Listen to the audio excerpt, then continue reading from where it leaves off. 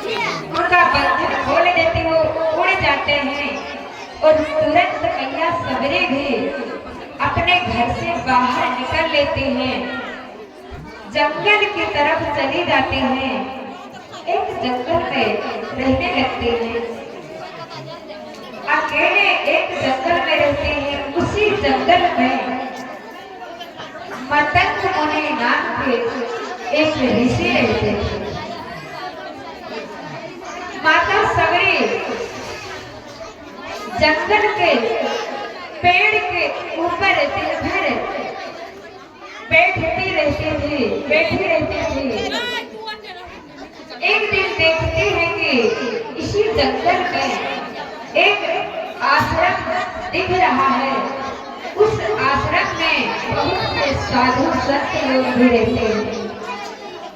तो देखते हैं कि इतने साधु संत लोग रहते हैं, तो उनके मन में बड़ी हर्षित हो जाती है मैया, बड़ी खुश हो जाती है। मन ही मन में सोचती है कि हे नाथ, अगर तो मेरे हाथों से इन संतों का मैं सेवन करने का अवसर मुझे मिल जाता तो मेरा जीवन धन्य हो जाता। फिर भी मन में सोचते हैं कि मैं तो एक नीच जात की हूँ, इस साधु संत लोग मेरी सेवा स्वीकार करेंगे कि नहीं। उनके मन में एक भाव आ जाता है। मन में सोचते हैं कि मैं नीच जात की हूँ, साधु संत ऊंची जात के हैं, मेरी सेवा को स्वीकार करते हैं। माता सबरी मन में सोच लेती है कि नहीं, सेवा तो नहीं हो पाएगा मुझे। सोचते रहते हैं, फिर मन में आइडिया लगा लेते हैं कि मैं इस प्रकार से इन साधु संतों की सेवा करूंगा कि इनको पता भी न चले और मैं सेवा भी कर डालूं।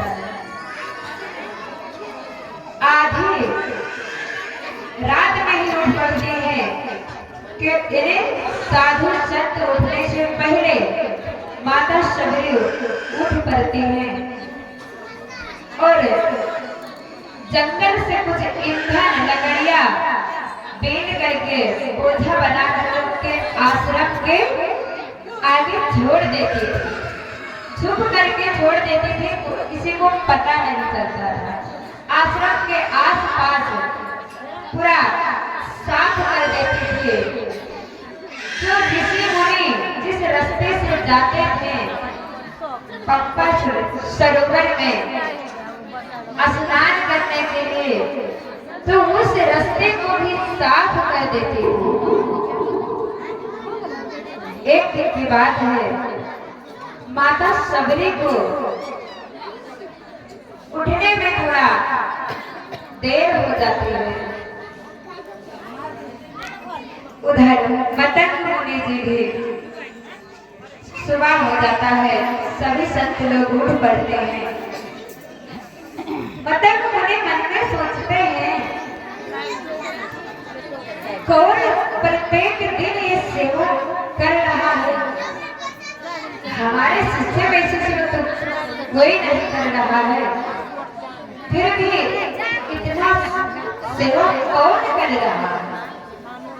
मतंग मुनि जी पहले से ही उठ जाते हैं, मन में सोचते हैं कि आज मैं देख करके रहूंगा कि इस प्रकार से कौन व्यक्ति सेवा करता है, हमारे शिष्य में से कोई है या कोई और व्यक्ति। माता सबरी